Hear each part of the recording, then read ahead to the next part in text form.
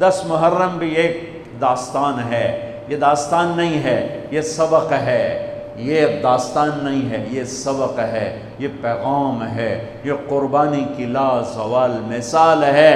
لوگ شہید ہو کے عزت پاتے ہیں، اور میں کہتا ہوں حسین نے شہادت کو عزت عطا کر دی۔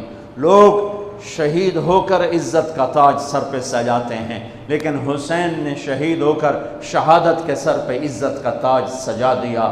لوگ قربان ہو کر بڑے بنتے ہیں، اور حسین نے قربان ہو کر قربانی کو بڑا بنا دیا۔ لوگ اللہ کے نام پہ لٹ کر پٹ کر مٹ کر وہ کامیابی کے ترانے، کامیابی کے زینے طے کرتے ہیں، اور حسین نے لٹ کر پٹ کر مٹ کر اور اپنے آپ کو فنا کر کے کامیابی کو عزت کا مفہوم پہنا دیا، عزت کا لباس پہنا دیا۔ اس لیے تو میں اپنی طرف سے لفاظی نہیں کر رہا ہوں، میرے نبی نے کہا جنت کے سردار ہیں حسن اور حسین۔ میرا رب کہے گا جنت سے، اے جنت میں نے تمہیں ارے وہ جنت پہلے ہی بڑی سونی ہے، اس کو خوبصورت بنانے کے لیے سنو۔ اور بڑے زمانے بعد حدیث یاد آئی، میرے نبی نے میرے اللہ فرمائیں گے اے جنت میں نے تمہیں حسن اور حسین سے خوبصورت بنا دیا۔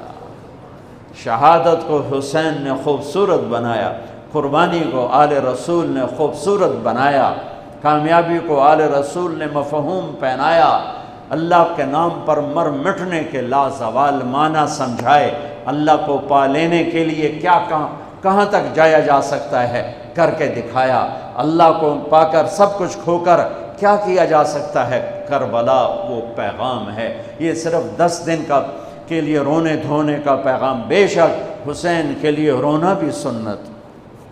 ہر شے کو بدعت نہ بناؤ۔ پانی دینا۔ ام سلمہ سے آپ نے فرمایا ام سلمہ آج ایک فرشتہ ملنے آ رہا ہے، بہت خاص، کسی کو اندر نہیں آنے دینا۔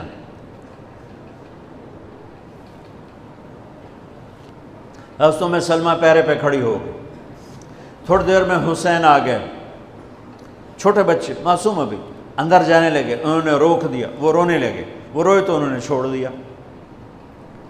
تھوڑی دیر کے بعد اندر سے میرے نبی کے زور زور سے رونے کی آواز آئی، زور زور سے رونے کی آواز آئی۔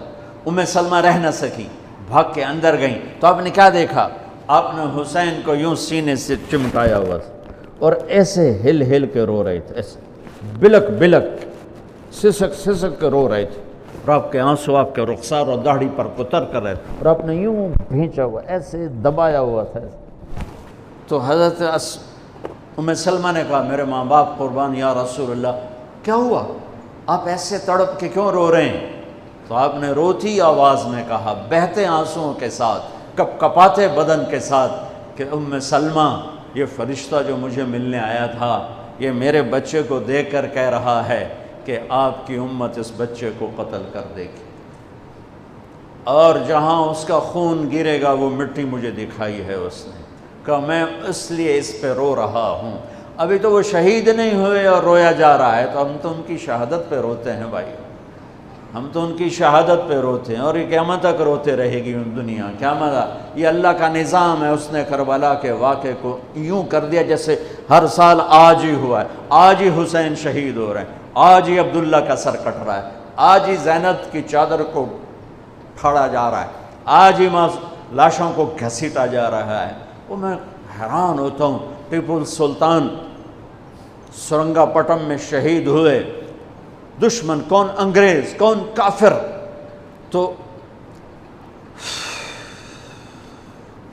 تو برطانوی لشکر نے ان کو توپوں کی سلامی دے کر دفن کیا، اور عزت و احترام کے ساتھ دفن کیا، اور میرے نبی کے نواسے کی لاش کو ان کم بختوں نے کفن بھی نہ پہنانے دیا، جنازہ بھی نہ پڑھنے دیا، دفن بھی نہیں کرنے دیا۔ اگلے دن بنو اسد کے بارے میں پتہ چلا عمر بن سعد کو،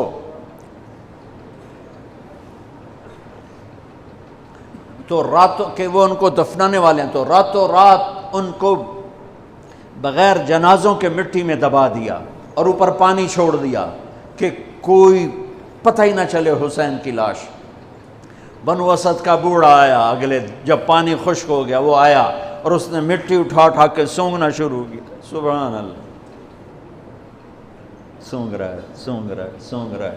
ایک جگہ کی مٹی اٹھا کے سونگا تو اس میں جنت کی خوشبو تھی، تو تڑپ کے بولا یہ میرے نبی کے نواسے کی قبر ہے، یہ میرے نبی کے نواسے کی مٹی ہے، کہ وہ جنت کے سردار تھے تو قبر بھی جنت کی خوشبو پھیلا رہی ہے اس کی۔ حالانکہ بن دیکھی بات ہے، کیونکہ انہوں نے راتوں رات ان کو دبا دیا کہ ان کا جنازہ بھی نہ ہو، لعنت ہو ان کی قبروں پر، ان کی ہڈیوں پر، ان کی روحوں پر، ان کی مٹی پر، ان کی خاک پر۔ سمجھ میں نہیں آتا۔ نبی کے گھر کے کتے کی بھی ہم تو عزت کریں گے اگر آج ہمیں پتہ چلے یہ نبی کے گھر کا کتا ہے۔ ان کم بختوں کے سامنے نبی کے نواسے کھڑے تھے، نبی کی نواسیاں تھیں اور نبی کی اولاد تھی، اور ان کے دل ایسے پتھر، آنکھیں ایسی اندھی، کان ایسے بہرے کہ انہیں ایسے تلوار چلائی جیسے سامنے کوئی رومی لشکر کھڑا ہو، یا جیسے سامنے کوئی فارسی لشکر کھڑا ہو۔ اتنے عظیم ہستیاں میں کہاں سے بیان کروں۔